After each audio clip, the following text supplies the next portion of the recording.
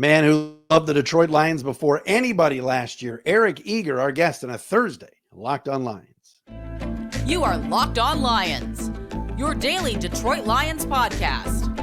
Part of the Locked On Podcast Network, your team every day.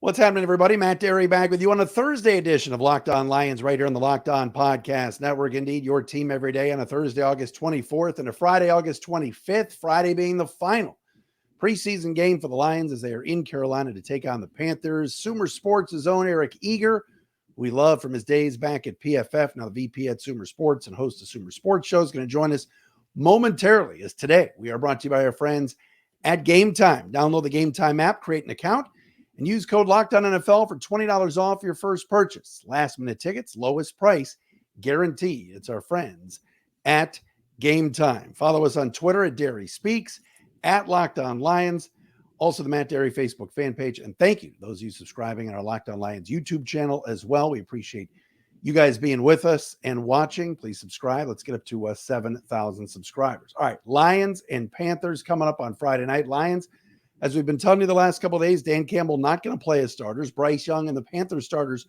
will play. We bring Eric Eager in now. E, great to see you, my friend. Thanks for coming on.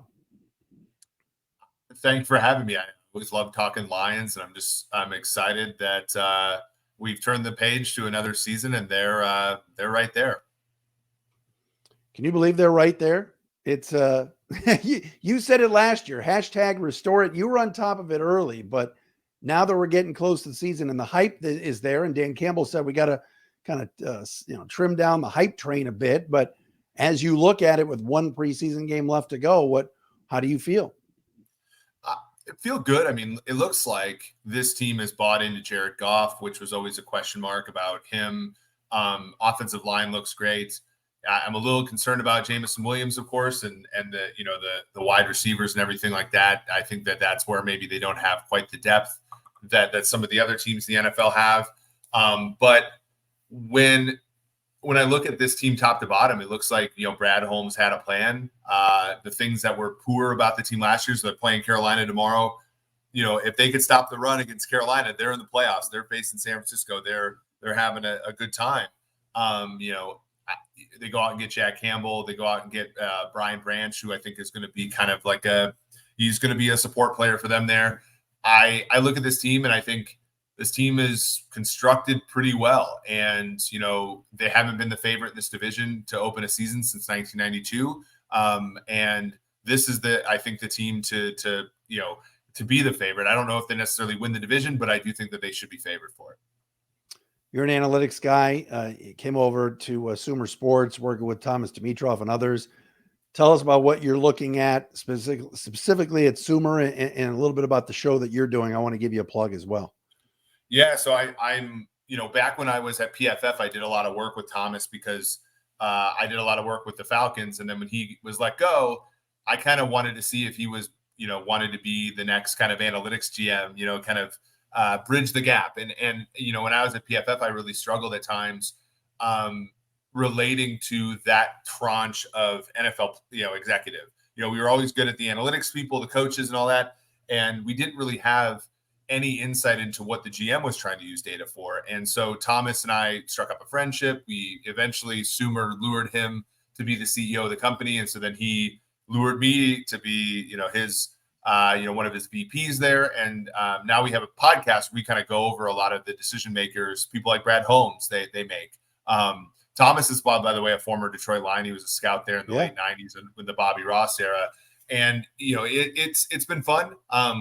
Our core business is we're trying to build out, we're trying to be first in football intelligence. So on the team side, we're building out roster building tools for NFL teams. On the consumer side, if you go to consumersports.com, we have all kinds of simulations and all kinds of stats and content for people to go to, including the podcast. We're just trying to make the level of football analysis. I mean, I think you've probably noticed this as much as anybody. You go on an average show now, and everybody knows football pretty well, and I think what we want to do is raise that water level even more, because I think this game is so fun. It evolves so quickly. And what we want to do is help the fan, and as well as the teams, of course, that pay us the big bucks. We want them to sort of evolve with it. There are teams, Eric, and I'm not telling you anything you don't know, but for the listeners, there are teams that utilize a lot of numbers, and there are teams that don't, and maybe are old school, quote unquote. Where are the Lions when it comes to analytics in your mind? The Lions are in the top third of the league. They, one of the people, I think he's a director now, K.O. Brignetti, he won the Big Data Bowl division 4 or 5 years ago. They've had people in there. John Dykema, who's a former basketball player at Michigan State, has run their systems for a long time. They do some pretty smart things. And you look at Campbell, last season, Dan Campbell was second in the NFL in win probability added on borderline decisions, meaning like, fourth down decisions, 2-point conversion decisions, timeout avoidance, delay a game avoidance, all that kind of stuff. He added a lot of value there. The one place where he struggled was time management, but that's a little bit different than these kind of like static decisions. But, Dan Campbell, they certainly do a lot of smart things. Now, you look at the draft and you think, okay, running back, linebacker at pick 12 and 18, you relent a little bit. I try to tell my friends in the league where he's like, oh, why do you love the Lions so much? They made all these, those 2 draft picks that analytics would not have liked. And I said, look, there are no gods in football. Like, I think Detroit does a lot of smart things. They're, I think, top third, as I said, in analytics. And yet at the same time, you still see some of the things like drafting a running back and linebacker in the first round, because when you look at last year, where were the failures of this Detroit team? It wasn't the passing game. It really wasn't pass rush. It was stopping the run and explosive plays out of the running back position. And so and this is a team, this is another part of what goes into our calculus at Sumer. It's like, you could be a team with like Kansas City that has a long-term plan. Like, the Chiefs don't care about winning the Super Bowl this year. They care about winning like 3 of the next 10, right? That's kind of how they operate. So when they trade Tyreek Hill, or they don't belly up and give, $100 million guarantee to Chris Jones, it's the fans are all like, well, how are you going to win this year? It's like, well, we don't care about winning this year. We care about being in the AFC Championship game every year and then taking our chances. A team like Detroit, who hasn't made the playoffs since 2016, hasn't won a playoff game since 1991, hasn't hosted a playoff game since 1993. I do not necessarily fault them for being like, these are our immediate problems and we're going to patch them up, because our division is an Aaron Rodgers-less Green Bay, a Vikings team on the decline, and a Bears team that was holding the first pick at one point last year. Let's win this year and then figure things out after. And that's been kind of their draft. And so when you look at it through that lens, I'm going to give them a little bit of a pass. Eric Eager with us from Sumer Sports. Great stuff talking analytics. Speaking of that, I want to get to Brian Branch and certainly what's going on in Arizona too. But I don't know if it's an analytical debate or not with this TJ Hackinson situation, but reports are today he wants to break the bank and be the highest paid tight end in the league. Now the Lion fans, especially on social media, are saying, Eric, thank God we got rid of him. Lions wouldn't have paid him that. What was your reaction to that news? Yeah, I mean, it's so funny because it shows. I mean, Detroit fans know this more than anybody. Like, tight end is a position that ages slower than develops slower. And so when you talk about Brandon Pettigrew and Eric Ebron and now TJ Hawkinson, it's like those players were, especially Ebron and Hawkinson, were better players for their second team. And the hard part about that position is when you do have a position that develops slowly, the asking price for the veteran, for the player once it comes to second contract, oftentimes doesn't coincide with the production that player had in the first 4 or 5 years of the deal. And I think that's where Hawkinson sits, right? Like, he was okay, not great for the Lions. He was pretty good for the Vikings. And now he wants to say, well, look at this trajectory. I want to be paid at the top of it. And it's like, well, have you earned that yet? And I think most Detroit Lions fans would say, no, you haven't. I think Vikings fans are a little bit more positive on Hawkinson than Lions fans were, but they also didn't. I viewed Hawkinson's tenure with Minnesota last year as kind of being like a grandparent, where, when you're a parent, you have to deal with you have to change the diapers, you have to play with the kids, you have to feed them, you have to do all this stuff. You get the good and the bad. When you're a grandparent, you play with the kids. And I think Hawkinson in Minnesota just got to play, like he just got to run routes, right? If you ask the guy to be 1,000 snap tight end, he's going to show some warts, right, as he did in Detroit. And so I think that that's where Minnesota's balking at this idea. They're like, yeah, you're a very good part-time tight end. In fact, the Vikings used, I want to say $21 million to sign Josh Oliver, the second tight end from Baltimore, to kind of patch that up. It's like, you can't put 27 million APY into your tight end position to expect to be successful. And I think that that's really where the rub is. Hawkinson came in and filled a very specific need for the Vikings last year very well. Can he be the everything everywhere all at once tight end after that? I'm skeptical, and I think the Vikings are too. Eric Eager with us from Sumer Sports. Want to ask him a little bit about the all of a sudden logjam in the Lions secondary. We'll go around the league as well with Eric coming up next. First, though, our friends at Gametime. We were telling you about them before. Look, you want tickets to something? It's last minute. You're not sure about it. Oh, my goodness. I got to go to which site am I going to go to on my phone? It's simple. The best app, buying tickets to your favorite events, that it's easiest and really doesn't get you stressed out. And that's Gametime. They are fantastic. They got flash deals and last minute tickets. Easy to find and buying tickets for every kind of event in your area at Gametime. Images of seat views, which I love, so you know where you're sitting. What 115 row 7? What is that? You'll be able to see it there with Gametime. Lowest price guaranteed, event cancellation protection too, job loss protection as well. Forget planning month in advance. Gametime has deals on tickets right up to the day of the event. Get exclusive flash deals on tickets for football, basketball, baseball, concerts, comedy, theater, and more.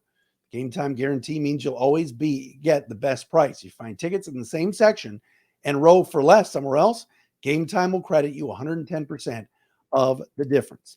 Download the Gametime app, create an account, use code LOCKEDONNFL for $20 off your first purchase. Terms apply. Again, create an account, redeem the code by using LOCKEDONNFL. That's the code for $20 off. Download Gametime today. I have last minute tickets, lowest price guaranteed. Eric Eager with us from Sumer Sports. Check out the Sumer Sports podcast, Sumer Sports show, and go to the website, sumersports.com. All right, Brian Branch is starting to come on. Then you already throw in Chauncey Gardner-Johnson. I didn't expect this secondary to – I'm not saying it's this good so fast. We're going to find out week 1, Kansas City, aren't we, Eric? But, boy, it sounds like Branch is lighting it up. Does that surprise you? No, and it's funny because we just talked in the last segment about kind of their draft and how analytics people didn't like it. I feel like what if you would have taken Branch at 18 and Campbell where they took Branch, would that have been viewed fine? And it's like, he's the kind of player where I think he's that tweener, but tweeners win in the NFL now, right? Like you talk about Kansas City week 1, Marquez Valdes-Scantling, Sky Moore, Kadarius Toney, if he's healthy, like none of those guys scare you. The guy that scares you is Travis Kelce. And the reason Kelce scares you is because he's too big for a corner. He's too fast for a linebacker. Well, come in Brian Branch, and that's a guy that can kind of match up a little bit. Right. And that really helps you. The thing you talk about Chauncey Gardner-Johnson, that's a good thing for Detroit, right? Like ultimately when you have players, and especially in a weak-link system like the secondary, what I loved about what they did this offseason was you get guys like Sutton and Mosley and and I know that they've dealt with injuries there. You get guys into that building. None of them are 10 out of 10s, but the unit itself is never going to get under a 5 out of 10, right? And that's because, you can put versatility with Gardner-Johnson in either the nickel or a true safety role. Branch can play, the nickel role and kind of do everything. You have, Sutton has some versatility. Mosley's mostly an outside guy, but you can kind of put together a secondary where every player is at their optimal position for the group. And I think that that's beneficial. And when you think about what really hurt Detroit last year in the early part of the season was injuries, right? And having to deal with patching up of injuries, the more impervious you can be to role players getting hurt because you're great players. And Branch, I'm not going to call him a great player yet, but you're kind of the guys that you've invested in a lot can play multiple positions. That's going to be really beneficial because it allows your weakest players to be hidden more readily. Jared Goff now has Teddy Bridgewater behind him. 53-man roster decisions have to be made next week. The Lions were ones that said, hey, look, we think the rule should be that you have 3 quarterbacks and one won't count on game day against your 47 and everything else. And now it turns out maybe Nate Sudfeld's not even going to make it. But if that's your biggest problem, that means you got a pretty good roster around your quarterback room, right, Eric? I mean, this is not something we're used to around here. No, and the third quarterback rule, I mean, that was, to me, it's one of the reasons why you had such bad development at the quarterback position for the last 10 years. I mean, there's other reasons, of course, like the incentives aren't there, but you remember back in the day where like you had Eric Kramer on the bench for 3-4 years, and he can develop in the same system, and he's not jumping from one practice squad to another just to fill needs. You actually had the rights to this player for a significant amount of time. There's an incentive to develop him. You look at that division, Brad Johnson was a fourth string quarterback at one point. Rich Gannon was a backup for a long time. Brett Favre was, of course, a backup. Aaron Rodgers was a backup. Aaron Brooks, all that. And I'm blanking on some of Detroit's guys. I know Kramer was one, but like you look at that division for a long time, and there's guys that sat for a long time that ended up being pretty good quarterbacks, and you don't see that anymore in large part because the life of that third quarterback is bouncing from practice squad to practice squad, starting like Josh Johnson starting a game for Baltimore when he's not even on the roster at that Tuesday. Like that's not good for a quarterback. So I like that the Lions understood that. They wanted to propose a rule change because, look, no one's going to do it out of the goodness of their heart. You have to create an incentive for a team to do it. And I like that. Now, does that mean that they go and get a Kellen Mond to be the third stringer? Or they go and get one of these guys that gets cut off of this team to be a third stringer as opposed to Sudfeld, who's a 30-year-old guy who's not developing anymore? Probably. And they probably should. But to your point, to your broader point about this is, yes, it's awesome that they're not like last year at this time, we're like, well, what happens if they have an injury at safety? What happens if they have an injury at guard? And it's like, those things will still hurt them, but it's not going to be catastrophic. Like, I think that they're really well positioned roster wise. And this preseason game, Bryce Young is going to play in tomorrow night in Carolina. Frank Reich has said, we'll play some starters. What do you think about Dan Campbell saying, I'm not going to play the starters at all in any of these three games? I happen to like it. Yeah. I just, what are you going to learn about Jared Goff that you don't already know? Unless Goff really needs, and he's a weird one where physically, I think some, like in cold weather games, for example, physically, sometimes it takes a while to get going. That Green Bay game, week 18. But mentally and like mostly physically, what Jared Goff's going to give you. You don't want to get injuries, and you just don't. And there are places where, like wide receiver, for example, like you just don't want Amon-Ra St. Brown to get hurt, right? You just don't want that kind of stuff to happen. So not playing the starters to me is fine. Final couple for Eric Eager. Well, I want to ask him about the division, what Jordan Love looked like the other night against New England, and this Arizona situation, which is a little bit crazy. We're going to do that coming up next. I want to remind you, drink of the summer are sparkling margs. Margs, M-A-R-G-S, sparkling margaritas are absolutely fantastic. 5 unique flavors, and you can check them out where at SipMargs, SIPMARGS.com. Find a retailer nearest you. No more high noons, no more White Claws. Give yourself an opportunity to try something new. Margs, I love them. Sparkling margaritas come in the cans, 5 unique flavors. I always talk about it. The coconut margarita is fantastic. Sparkling margaritas are good for Margs. Go to SIP, S-I-P, Margs, M-A-R-G-S.com. Got to be 21 years or older, of course, to purchase and drink. Please drink responsibly. Go to the website. Find that retailer nearest you at sipmargs.com. Final couple for Eric Eager, Sumer Sports. Follow him on Twitter at Eric Eager _. All right, NFC North.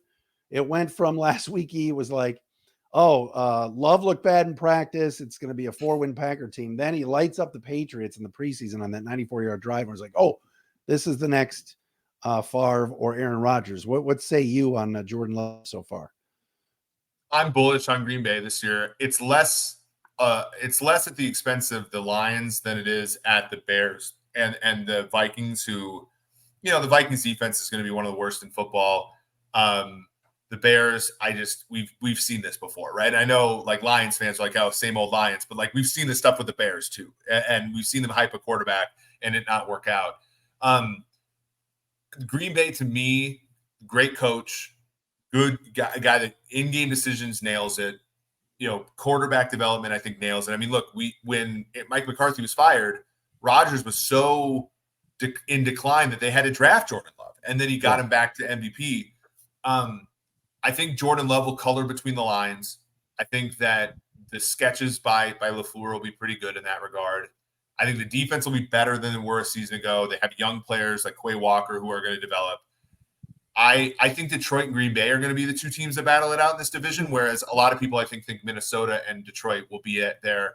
I think Jordan Love is not going to light the place on fire. I don't think he's going to be as good as Jared Goff. But we know this, like last year, Goff, pretty good, especially for him, was enough to get a Detroit team that was incredibly flawed to 9 wins.